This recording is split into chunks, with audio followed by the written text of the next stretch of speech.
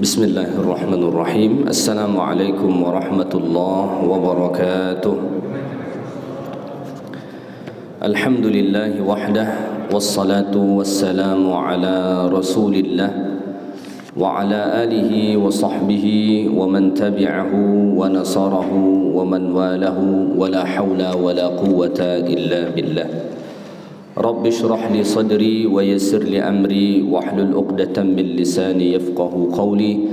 Rabbi yassir wa la tu'assir, Rabbi tammim bil khair wa la hawla wa la quwwata illa billahil aliyyil azim.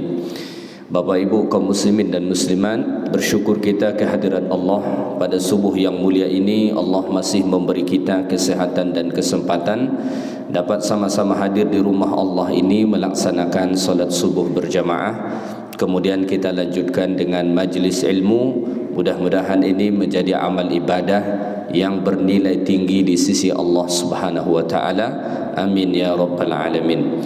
Baik Bapak Ibu kaum muslimin dan muslimat yang dimuliakan Allah, kajian kita pada subuh ini kita akan coba mentadabbur satu surah di dalam Al-Quran yang mungkin surah ini kita sudah sama-sama hafal, yaitu surah Al-Humazah. Wailul likulli humazatin lumazah. Surah ini sudah biasa kita dengar dan mungkin kebanyakan kita juga sudah hafal surah ini. Bapak Ibu yang ada Al-Quran silahkan dibuka, atau di handphone silahkan dibuka supaya lebih faham nanti insyaAllah makna ayat-ayat Allah Ta'ala ini ya. Baik, sebelum kita membahas ayat demi ayat dalam surah ini, kita bahas sedikit muqaddimah surah Al-Humazah ini. Pertama, nama surah ini disebut namanya Al-Humazah. Kenapa? Karena pada surah ini Allah mengatakan wailul likulli humazatin lumazah. Ada perkataan Al-Humazah di situ.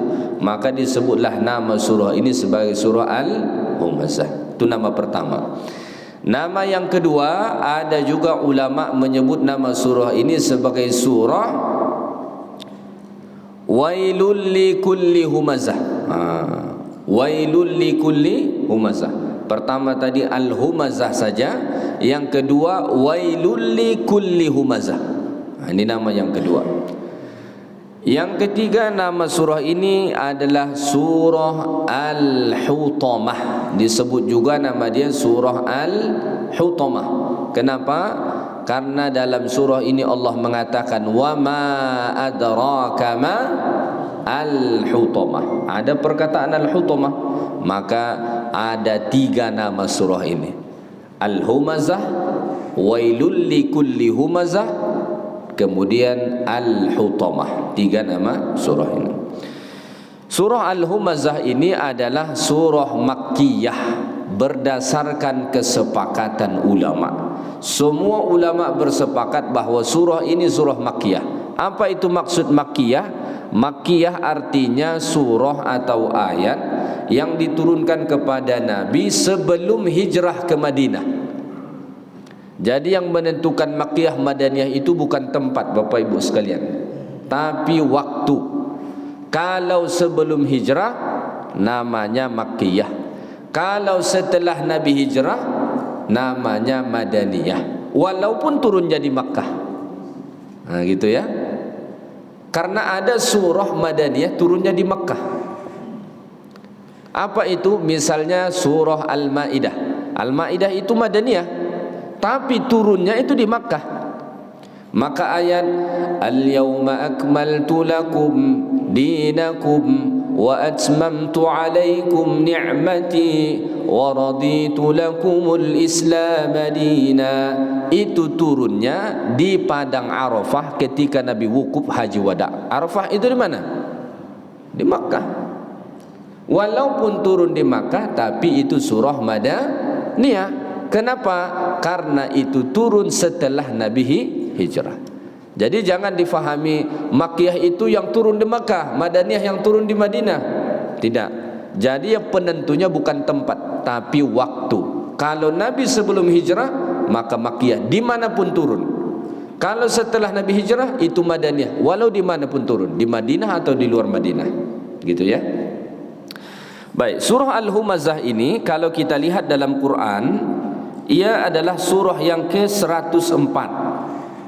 Tapi kalau dilihat dari penurunan kepada Nabi, surah ini adalah surah yang ke-32 diturunkan kepada Rasulullah.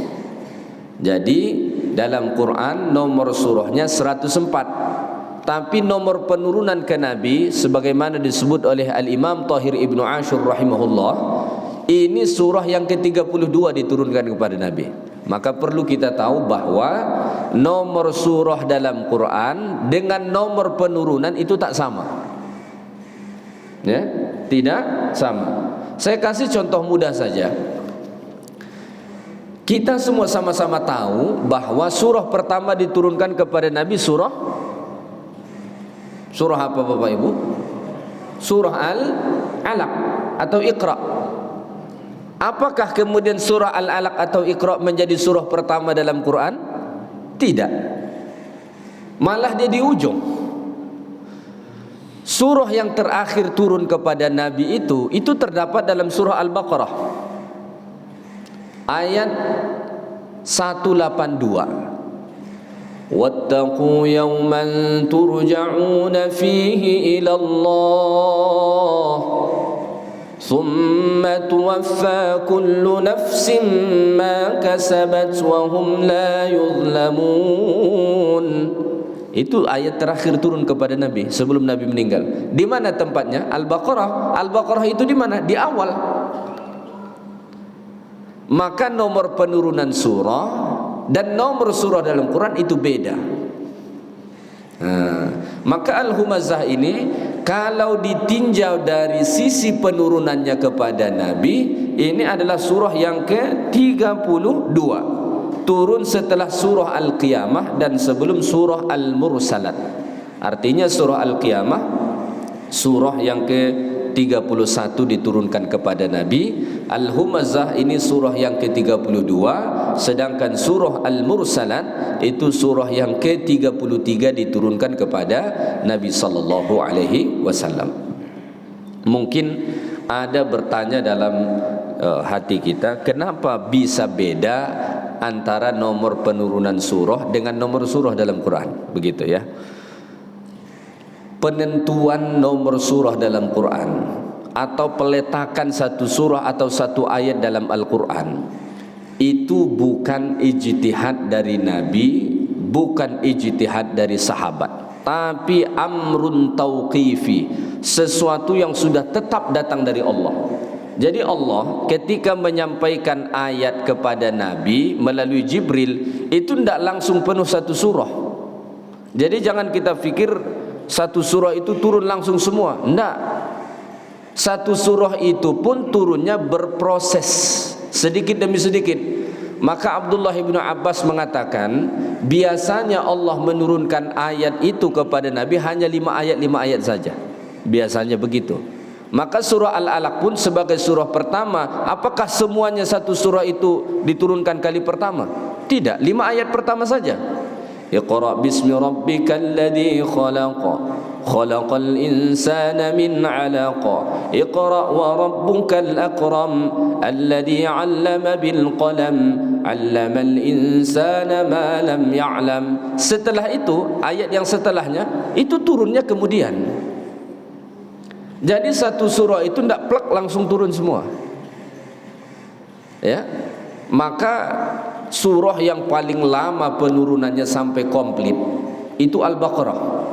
Al-Baqarah itu kalau dikaji sejarah penurunannya Bapak Ibu sekalian, berapa lama komplit itu? 10 tahun Al-Baqarah itu. Kenapa dikatakan 10 tahun? Karena menurut riwayat surah pertama turun kepada Nabi setelah Nabi hijrah ke Madinah itu Al-Baqarah. Maka ditandai dengan syariat misalnya puasa. Puasa di Makkah belum ada. Puasa itu disyariatkan pada awal Nabi hijrah ke Madinah. Dan pensyariatan puasa itu ada dalam Al-Baqarah. Kemudian yang terakhir turun ayatnya dalam Al-Baqarah. Berapa lama Nabi di Madinah? Lebih kurang 10 tahun. Nabi di Mekah sebagai Nabi 13 tahun, di Madinah lebih kurang 10 tahun. Maka periode penurunan surah Al-Baqarah itu memakan masa sampai kurang lebih 10 tahun. Lama. Ya. Jadi tidak langsung turun sekaligus, dia secara berangsur-angsur. Kenapa penurunan Quran itu secara berangsur-angsur, tidak diturunkan sekaligus? Ini beda Quran dengan kitab-kitab terdahulu. Kalau Injil itu diturunkan sekaligus kepada Isa, Taurat itu diturunkan sekaligus kepada Nabi Musa alaihi salam. Quran itu tidak. Quran diturunkan secara munajjaman, secara berangsur-angsur. Kenapa begitu? Ada hikmahnya. Salah satu hikmahnya adalah supaya lebih mudah diterima. Supaya lebih mudah diterima. Bayangin Bapak Ibu sekalian, seandainya syariat itu tiba-tiba diturunkan sekaligus semua, berat orang menerimanya, susah. Maka pengharaman arak saja, pengharaman khamar saja, itu tidak langsung sekaligus, berperingkat. Ya, berperingkat. Maka pertama Allah Ta'ala sebut di dalam Al-Quran hanya menyebutkan sumber arak, sumber khamar. Dulu mereka biasa peras dari anggur ataupun dari kurma. Setelah itu Allah Ta'ala sebut yas'alunaka 'anil khamri wal maisir qul fihima ithmun kabirun wa manafi'u linnas. Mereka bertanya kepadamu tentang khamar, katakanlah padanya itu ithmun kabir, dosa yang besar, tapi ada manfaat yang banyak juga di dalamnya. Berproses. Setelah itu baru turun ayat la taqrabus salata wa antum sukara, jangan kamu dekati solat kalau mabuk. Maka dulu biasa sahabat kalau habis isya minum arak lagi mereka. Kenapa? Jaraknya ke subuh lama, masih boleh. Baru finalinya terakhir turun ayat innamal khamru wal maisiru wal ansabu wal azlamu rijsum min amali syaitan fajtanibuh. Baru finalnya datang turun ayat mengharamkan secara total hendak solat ataupun di luar solat. Jadi agama ini memang begitu. Kita tidak bisa langsung sampaikan agama ini harus begini-begini. Orang baru mu'alaf kemarin, langsung kita sampaikan semua. Stres dia. Kok ribet betul Islam ini ya? Ya kan? Makanya Aisyah itu mengatakan begini. Seandainya ayat pertama diturunkan kepada Nabi itu jangan kamu berzina, jangan kamu berjudi, jangan kamu minum arak, Islam ini pasti bakalan ditolak. Maka ayat-ayat Madaniyah, ayat-ayat Makkiyah yang diturunkan di Makkah itu hampir tidak berbicara tentang itu. Pengharamannya kemudian tidak langsung haram zina, haram khamar, bukan itu yang pertama turun ayatnya. Kenapa? Karena ini kebiasaan yang sudah melekat pada orang musyrik. Kalau itu langsung kayak kesambar petir di siang bolong, nggak diterima itu. Begitu kata Aisyah. Maka ayat pertama turun itu, surah-surah pertama diturunkan itu berkaitan dengan tauhid, berkaitan dengan akhlak. Setelah itu nanti barulah datang perintah-perintah, larangan-larangan. Begitu. Nggak langsung dihantam begitu. Maka ini satu pengajaran kepada kita ketika menyampaikan agama, apalagi kepada orang yang baru-baru hijrah lagi, jangan langsung sampaikan yang berat-berat itu, bertahap dulu. Ini baru kemarin dia hijrah, sebelumnya sholat pun tak pernah, lalu kita ingin dia sempurna seluruhnya, ini tak boleh, ini tak boleh, ini tak boleh. Udahlah, ribet betul Islam ini, malas saya katanya. Akhirnya cara kita yang membuat orang lari dari agama ini. Hati-hati loh. Ada kadang-kadang sikap kita beragama membuat orang lari dari agama. Bukan agama itu salah, sikap kita yang tidak benar. Orang baru mu'allaf, udah disampaikan khilafiyah sama dia. Peninglah dia. Sholat aja belum tentu dia bisa, baca Al-Fatihah aja belum tentu dia bisa. Lalu kita sudah berbicara khilafiyah, Syafi'i begini, Hanafi begini, Hambali begini, Maliki begini. Apa ini Syafi'i, Maliki, Hambali ini dalam hatinya? Pening dia. Maka berperingkat-peringkat, berproses ya. Baik. Kita masuk kepada ayat-ayat Allah Ta'ala dalam surah Al-Humazah ini ya. Allah Ta'ala berfirman, A'udzu billahi minasyaitonir rajim.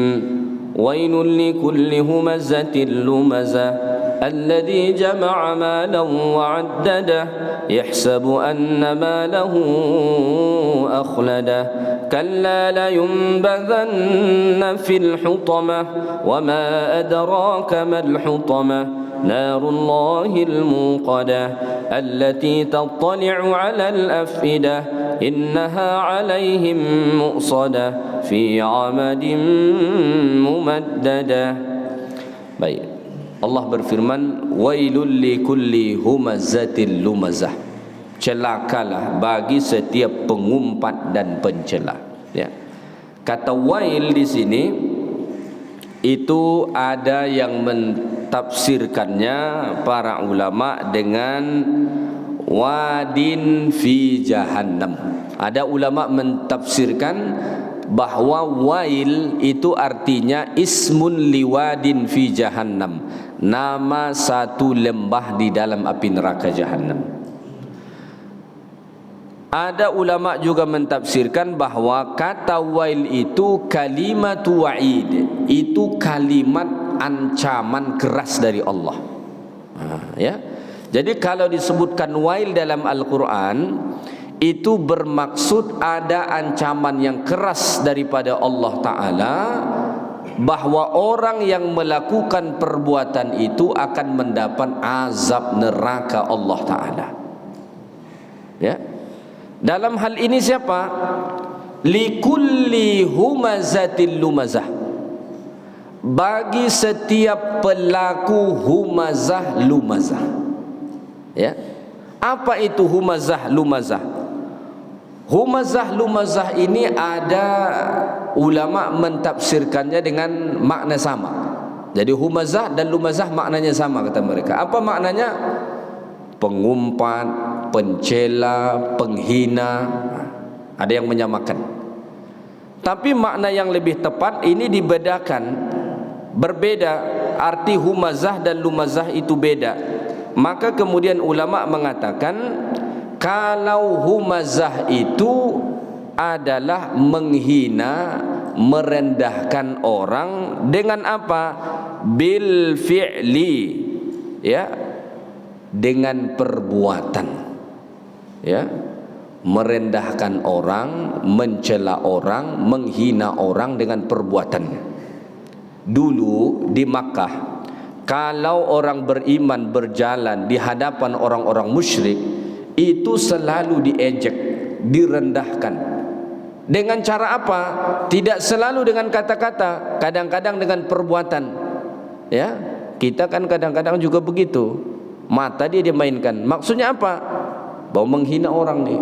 Tiba-tiba mulut dia sewot. Apa maksudnya menghina orang ini? Ya, dengan perbuatan, bil fi'li.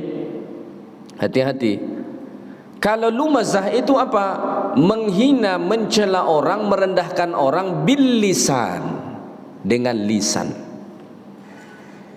Jadi hati-hati.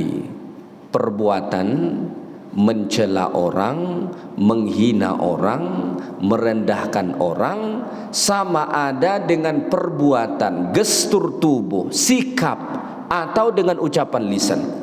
Jadi merendahkan orang itu tidak selalu dengan kata-kata, tapi ada kalanya dengan gestur tubuh, ya? Ada kalanya dengan isyarat-isyarat tangan, isyarat mata, isyarat wajah, dan sebagainya. Mungkin sebahagian orang menganggap ini satu perbuatan biasa, tidak tahu dia bahwa ini satu dosa yang sangat besar. Di zaman kita sekarang nih, ya, terlalu banyak makian, cacian, ya, hujatan, sikap rendah merendahkan, sama ada dengan perbuatan atau ucapan, tulisan dan lain sebagainya. Ya. Dan ini dianggap sebahagian orang hal yang boleh dalam agama, hal yang biasa dalam beragama. Padahal ini adalah satu dosa yang sangat besar. Allah mengancam wail, kecelakaan besar, neraka tempat orang yang seperti ini. Maka dalam hidup ini Bapak Ibu sekalian, jangan suka mencelah, jangan suka menghina, jangan suka merendahkan orang, sama ada dengan perbuatan kita ataupun dengan ucapan lisan, karena dosanya sangat besar.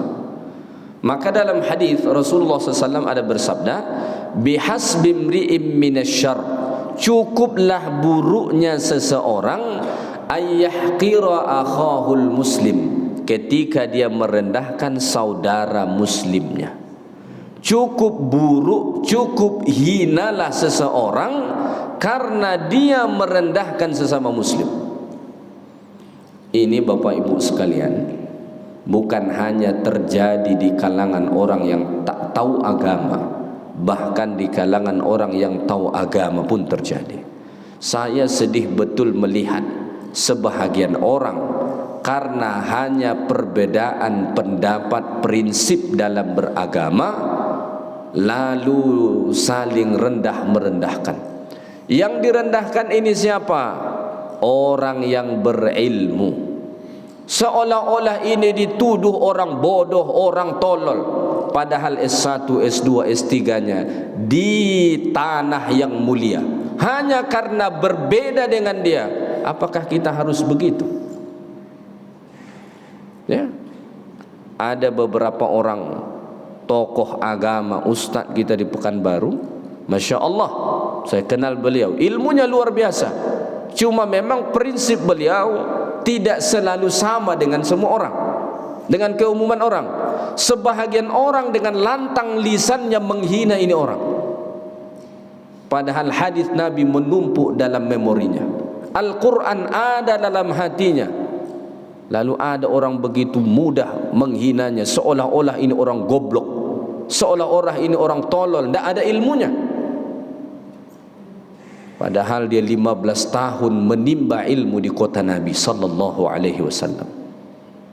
Berbeda tidak apa-apa, tapi jangan sampai menghina, jangan sampai merendahkan. Ini prinsip saya, ya silahkan, tapi tidak usah menghina. Ya, tidak usah menghina. Jangan rendahkan kehormatan orang, apalagi itu sebenarnya orang yang berilmu. Bahaya, dosa besar bagi kita. Ini hanya karena kunut tidak kunut. Misalkan nih, kita berpegang kunut, ya udah kunut aja, nggak usah hina orang yang tidak kunut. Ya? Pegangan kita kunut subuh tidak masalah. Dan memang Imam Syafi'i dalam mazhab Syafi'i beliau berkunut, dan khilafiyah ini ada. Mereka yang tidak berkunut tidak usah maki, karena ulama mazhab, imam mazhab pun ada memang yang mengakui tak ada kunut. Syafi'i ada kunut, Maliki ada kunut, walaupun caranya berbeda. Kalau Imam Syafi'i setelah ruku', kalau Maliki itu sebelum ruku', sama-sama ada kunut. Mazhab Hambali mereka tak berkunut. Oh, kalau kita menghina orang tak berkunut, apa berani kita menghina Imam Ahmad ibn Hanbal, ya? Seorang ulama besar, ya? Jadi kita ni kadang-kadang latah betul, ya? Latah betul, lisannya tu tidak dijaga. Yang paling sakit hati saya melihat, ini dulu muridnya belajar dulu sama ini, sekarang dia hina-hina gurunya, menyebut nama dengan lantang tanpa disebut ustadz, gelar dan sebagainya. Waliyahzubillah. Ini model apa beragama begini? Ya? Kita itu berbeda tidak apa-apa, karena perbedaan itu sudah ada sejak dulu. Tapi ini dijaga, tulisan ini dijaga. Jangan sampai menghina orang, merendahkan orang. Jangan fikir itu kehebatan, ya? Ancamannya jelas, wail, celaka. Hati-hati loh. Dalam hadis Nabi mengatakan, di akhirat itu ada orang yang muflis. Nabi pernah bertanya kepada para sahabat, atadruna manil muflis? Wahai para sahabat, tahu tidak kalian siapa orang yang bangkrut? Siapa orang yang muflis? Para sahabat menjawab, orang yang tak ada dinar dan dirham wahai Rasulullah, tak ada harta, itulah orang muflis. Nabi mengatakan, bukan itu orang yang muflis. Siapa orang yang muflis? Orang yang datang pada hari kiamat membawa pahala salatnya, membawa pahala puasanya, membawa pahala zakatnya.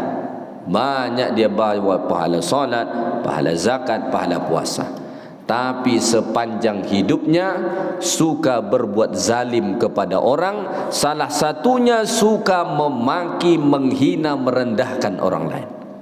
Akhirnya apa kata Allah? Kata Nabi SAW, kebaikan orang yang menghina tadi dibarterkan dengan dosa orang ini. Ketika sudah habis kebaikan dia, maka dosa orang pula yang ditimpakan ke dia. Walaupun dia bawa segunung pahala solat, pahala puasa, pahala zakat, habis semua pindah. Bahkan dosa lagi yang ditukar menumpuk pada diri dia. Kenapa? Cocotnya tidak dijaga, mulutnya tidak dijaga, suka menghina orang. Hati-hati ya. Ini kadang-kadang ke masjid rajin, alhamdulillah, tapi menghina orang juga rajinnya bukan main. Mulutnya tidak dijaga, merendahkan orang. Hati-hati. Dalam Al-Quran ada 2 surah yang diawali Allah dengan wail. Pertama surah Wailul lil Mutaffifin, yang kedua surah Wailul likulli humazatil lumazah. Kedua-dua surah ini memberi ancaman terhadap orang yang menzalimi hak orang lain. Kalau Wailul lil Mutaffifin itu menzalimi hak orang dari sisi harta, suka potong atas. Perbuatan tatfif itu atau al-mutaffifin itu, orang kalau nimbang kurang sedikit dia buat. Kalau menakar, menyukat, kurang sedikit. Kita bawa, kita tengok di timbangannya pas 1 kilo. Kita bawa ke rumah, kita letak di timbangan normal, kurang 1 garis. Ya, ini ancamannya wail, neraka dari Allah Ta'ala. Yang kedua surah Al-Humazah ini berkaitan dengan kehormatan orang. Maka jangan pernah main-main dengan harta orang dan kehormatan orang. Islam ini datang, syariat ini datang, salah satu maqasidnya, tujuan utamanya itu hifzul mal, untuk menjaga harta orang. Maka kita tidak boleh mengambil harta orang kecuali dia izinkan atau melalui proses jual beli, ya. Yang kedua itu hifzul arad, untuk menjaga kehormatan orang. Maka kita tidak boleh merendahkan orang, menghina orang, mengumpat orang, mencaci maki orang. Itu tidak boleh. Ya, jangan kita fikir itu hal yang biasa, tidak. Baik, kita teruskan ayat yang berikutnya. Allah Ta'ala berfirman pada ayat yang kedua, menjelaskan bagaimana ciri orang humazah lumazah ini. Jadi orang yang suka mencaci, menghina, mengumpat, mencela, merendahkan itu, sama ada dengan perbuatan dan lisan, itu ada satu karakter yang melekat pada orang seperti ini. Apa karakter mereka itu? Kata Allah Ta'ala pada ayat 2, alladzi jama'a malan wa'addadah, yang mengumpulkan harta dan menghitung-hitungnya. Orang yang suka mencaci, menghina, merendahkan ini, ada satu sikap yang biasa melekat pada diri mereka. Alladzi jama'a malan wa'addadah, dia mempunyai tujuan hidup untuk mengumpulkan harta sebanyak-banyaknya, wa'addadah, dan menghitung-hitungnya. Jadi ngumpul harta, hitung, kumpul harta, hitung. Itu aja kerja dia. Apakah kemudian salah kita mengumpulkan harta atau menyimpan harta? Jawabannya tidak. Ini alladzi jama'a malan wa'addadah, mengumpulkan harta di sini. Dia sibuk mengumpulkan harta tapi tak mau keluarkan harta. Pokoknya kumpul sebanyak-banyaknya, keluar dikit pun stres dia. Ada orang sebenarnya uang dia masih banyak, tapi berkurang aja 1 juta dah stres dia. Uang dia masih banyak, berkurang 1 juta aja stres dia. Wa'addadah, dan kerja dia menghitung-hitung itu terus. Ya, Maka hati-hati ya. Para ulama mengatakan al-insyighalu bil mal, terlalu sibuk sama harta, sababun min asbabid dhalal, itu antara sebab dari sebab-sebab kesesatan ya. Terlalu sibuk sama harta itu salah satu sebab dari sebab-sebab kesesatan. Fatuba liman lam yashghalhu, maka beruntunglah orang-orang yang tidak terlalu disibukkan oleh hartanya ya. Jadi ini karakter yang melekat pada mereka. Ngumpulin harta, hitung. Mau tidur dia cek saldo dulu berapa, bangun tidur cek saldo lagi. Itu aja kerja dia. Hitung. Jama'a amalahu wa'addada. Ya, ini karakter yang melekat pada orang-orang yang yang suka melakukan humazah dan lumazah tadi ya. Baik, kenapa dia melakukan itu? Allah Ta'ala sebut pada ayat 3, yahsabu anna malahu akhlada. Dia menyangka bahwa harta itu dapat mengekalkan dia. Kenapa tujuan hidup dia sibuk mengumpul harta saja dan menghitung-hitungnya? Karena ada satu mindset yang tertanam dalam fikiran dia bahwa harta itu akhladah, bisa mengekalkan dia. Kan banyak orang bilang, banyak orang berpikir kalau ada harta semua akan baik-baik saja. Seolah-olah kalau harta ini ada tidak akan ada masalah. Ada mindset orang begitu. Ini mindset yang salah. Ini pola fikir yang salah. Ya. Jangan sampai kita berpikir bahwa kalau ada harta kita bakalan kekal. Tidak akan bisa. Tidak akan bisa mengekalkan kita harta itu. Ya. Tidak akan pernah bisa. Tapi itulah, harta itu membuat orang semakin jauh berangan-angan. Ya. Bapak Ibu sekalian, orang punya harta bukan makin sedikit angan-angannya, makin banyak. Angan-angan orang berharta daripada orang yang tak berharta itu lebih banyak orang yang berharta. Orang yang tidak kaya, dia hanya berpikir bagaimana bisa makan, ada tempat tinggal, anaknya mungkin sekolah, sudah, tidak banyak angan-angan dia. Orang yang banyak harta, udah ada mobil, angan-angannya mobil yang itu. Sudah ada rumah, pengennya rumah yang begini. Sudah dapat itu, pengennya punya villa. Sudah ada villa, pengennya punya hotel. Tidak pernah. Maka orang semakin banyak hartanya, itu angan-angannya semakin panjang. Sampailah ke tahap dia berangan-angan dengan harta itu bisa dia kekal. Setidaknya kekal dalam keadaan baik-baik saja. Maka para ulama mengatakan, yatulu amalul insan ma'a kathrati malihi. Manusia ini akan semakin panjang angan-angan duniawinya dengan banyaknya harta dia. Ya. Jadi jangan fikir kalau kita berharta kita akan merasa cukup atau angan-angan kita sudah selesai. Tidak. Pasti Bapak Ibu juga mengalami. Kita semua mungkin pasti mengalami. Dulu mungkin kita berpikir di suatu masa, seandainya aku punya ini udah cukup, pasti aku bahagia. Ternyata ketika kita sampai di tahap itu, rasanya kok dikit aja ya kita. Orang kalau uangnya pas-pasan, susah keuangannya, dia berpikir kalau saya bisa beli rumah harga 200 juta, sudahlah. Tapi ketika orang punya uang 200 juta, 300 juta atau 500 juta, apa yang dia pikirkan? Dia akan berpikir bagaimana dia bisa membeli rumah yang harganya lebih. Bukan yang harga itu lagi dia mau. Angan-angannya nambah. Ya. Angan-angannya bertambah. Jadi bertambahnya harta itu tidak berarti membuat kita semakin sedikit angan-angan, malah semakin banyak ya. Yadhunnu anna al-baqa'a yatulu ma'a thara, sehingga dia menyangka bahwa kekal ya dengan adanya harta tadi. Ya, padahal wallahi la yutilu umurul ghina li ghinahu. Padahal demi Allah tidak akan bertambah umur orang kaya karena kekayaannya. Ketahuilah bahwa kekayaan yang dimiliki, banyaknya harta yang dimiliki itu enggak bakalan bisa menambah usia kita. Percaya deh. Mau dia beli 100 asuransi pun enggak akan bisa menambah umur.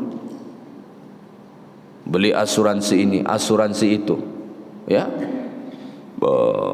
supaya bisa berobat kalau sakit di rumah sakit terbaik. Kalau dia sakit, check up aja tidak di Indonesia, ke luar negeri, ke Singapura. Kenapa? Uangnya banyak. Apakah kemudian itu bisa menambah usia dia 1 detik pun? Wallahi tidak.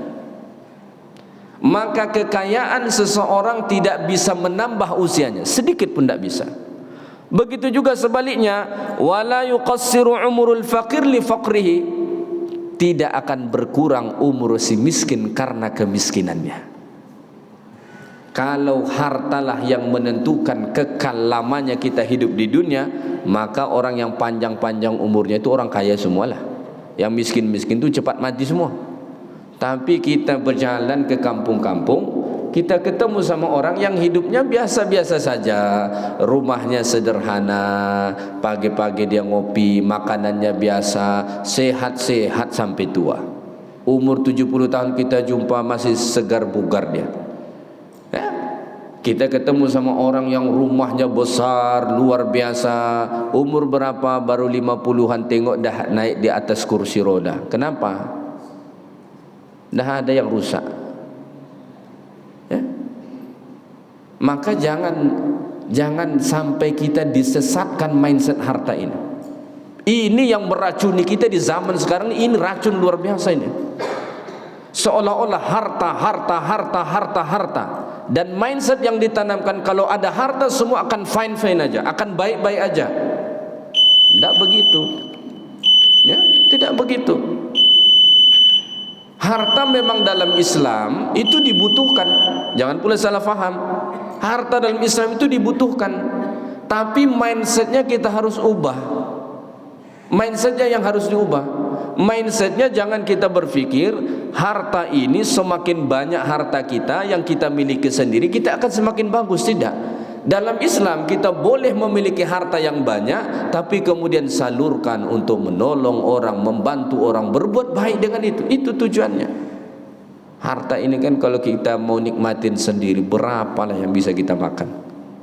Jujur aja nih, pasti Bapak Ibu sekalian, ramai di antara kita, seandainya kita tidak bekerja pun 1 tahun nih, insya Allah kita masih makan. Betul tidak?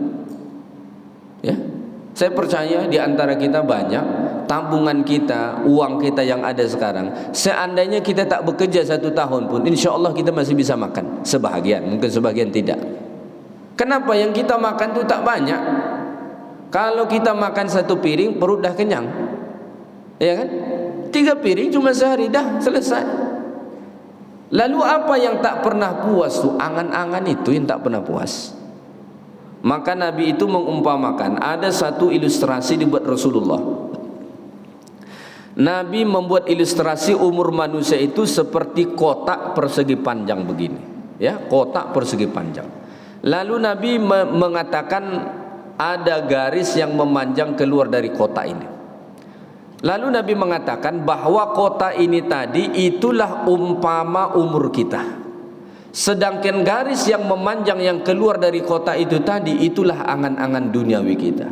Artinya apa? Angan-angan duniawi kita selalu lebih panjang dari usia kita. Kebanyakan manusia begitu. Maka banyak orang mati masuk ke liang lahat masih membawa 1.000.000 angan-angan dunianya. Sebanyak angan-angan yang belum selesai. Masih pengen buat itu, ini, itu, tiba-tiba keburu mati. Ya? Ini bukan berarti kita tidak boleh bercita-cita, boleh. Tapi jangan sampai kita mabuk di situ, lupa membuat persiapan. Ya? Baik, kita teruskan ayat Allah Ta'ala ni. Allah mengatakan, kalla la yumbadhanna fil hutamah. Tidak. Kalla itu harfu roda' nama dia. Sama sekali tidak.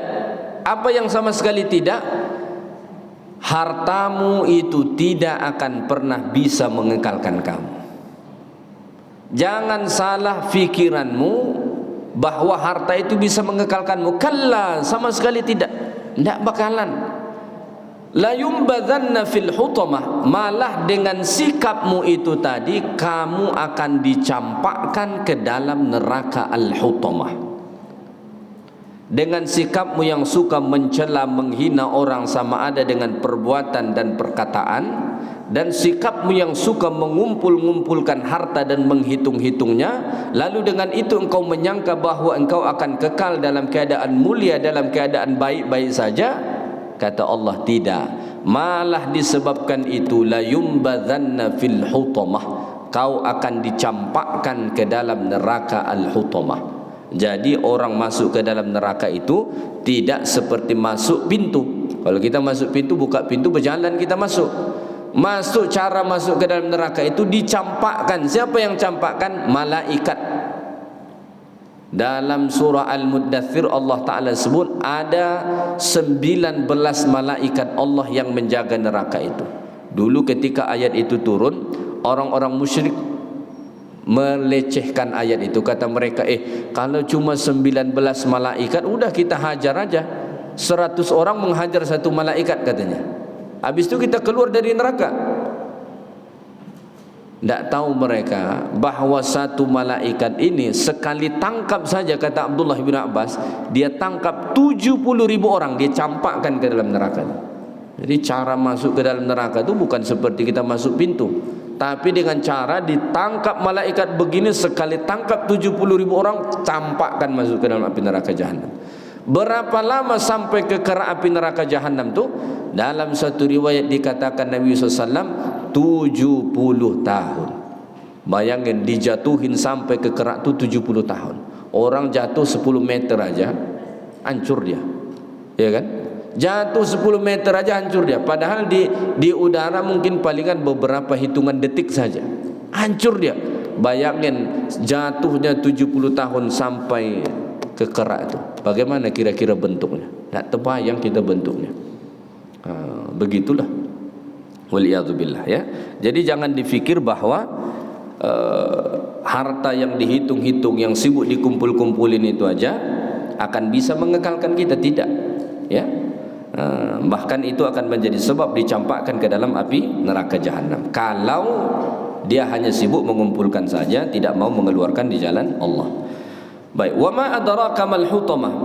Apa itu al-hutamah? Dalam Quran Allah biasa menyebut wa ma adra. Banyak ayat begitu. Al-qari'ah, mal qari'ah, wa ma adraka ma al-qari'ah. Pada ayat ini wa ma adraka ma al-hutamah. Ini pada zahirnya nampak Allah seolah bertanya, tapi maksudnya bukan Allah nak bertanya, tetapi Allah ingin menjelaskan bahwa al-hutamah itu sesuatu perkara yang besar, bukan perkara-perkara yang biasa, ya. Maka Allah jelaskan pada ayat 6 apa itu al-hutamah. Tempat orang yang melakukan humazah lumazah tadi, suka mencela, menghina dengan perbuatan ataupun dengan ucapan, atau orang yang suka mengumpul-ngumpulkan harta dan menghitung-hitungnya, tidak mau dia mengeluarkan di jalan Allah, lalu dengan itu dia menyangka dia bakalan kekal, ya.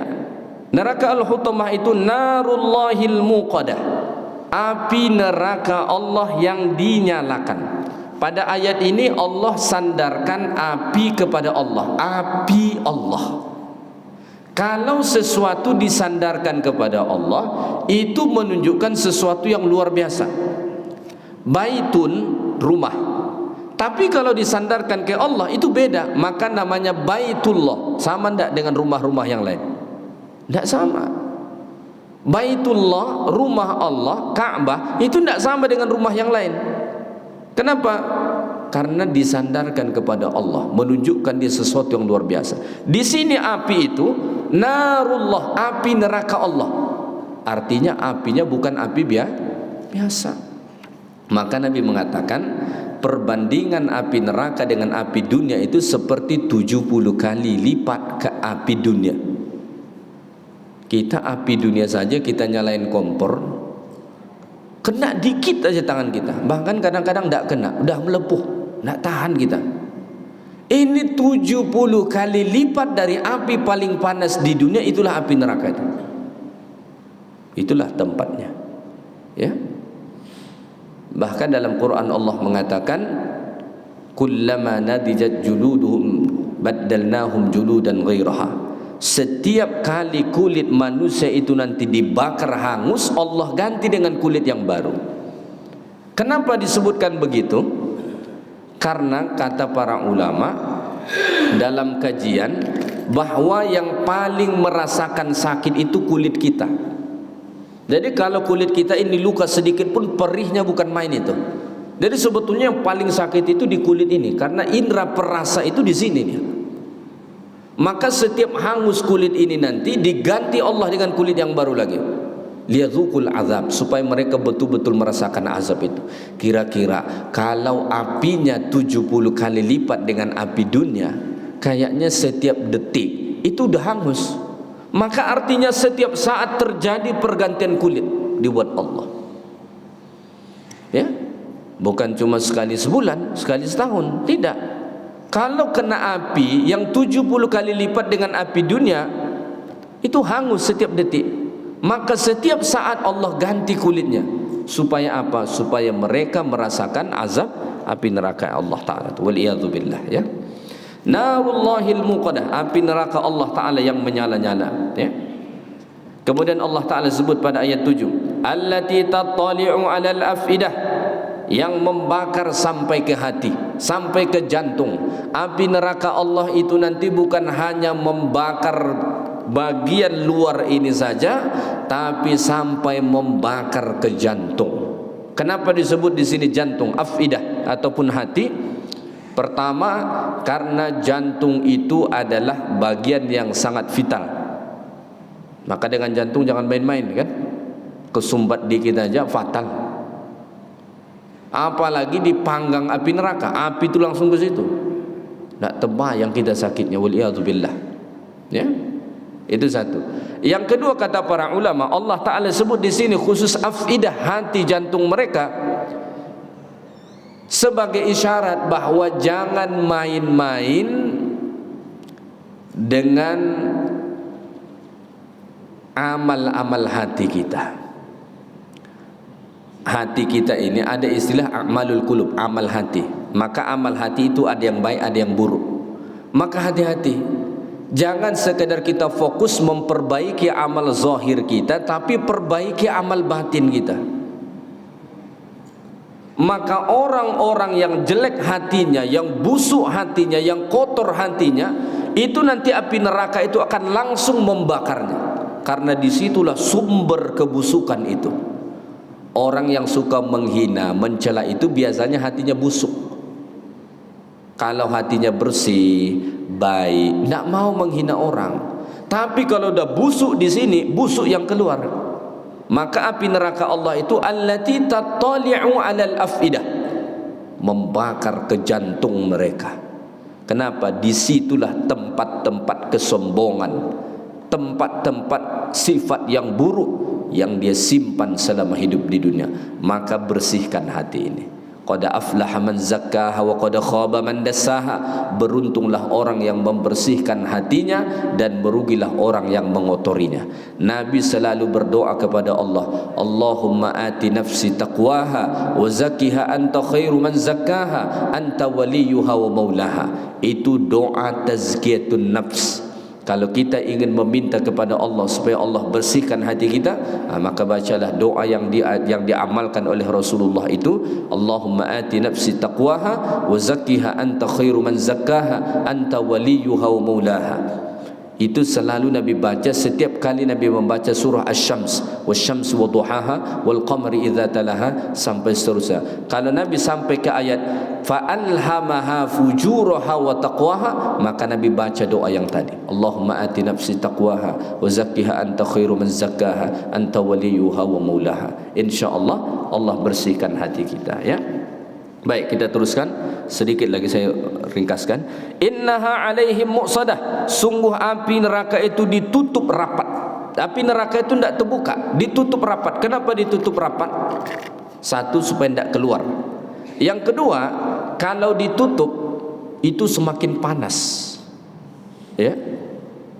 Kita masak, ditutup dengan tidak ditutup, mana lebih panas?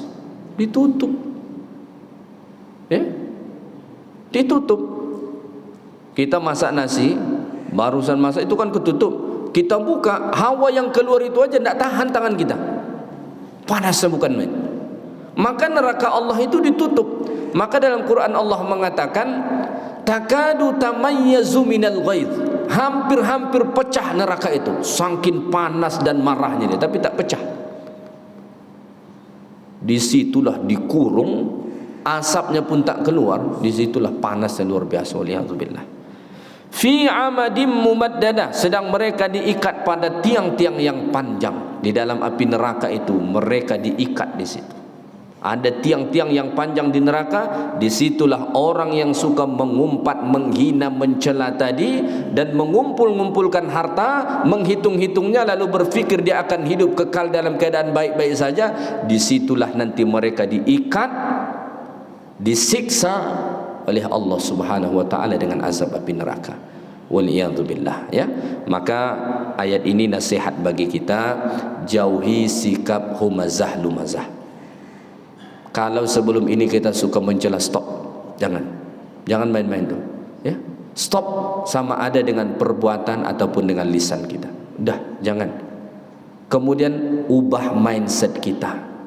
Harta itu penting, tapi jangan gila dengan harta. Jangan terlalu gila. Jangan sampai kita berfikir bahwa kalau banyak hartaku, aku akan baik-baik saja, aku akan mulia, aku akan begini, aku akan begitu. Harta itulah nanti yang akan menyesatkanmu.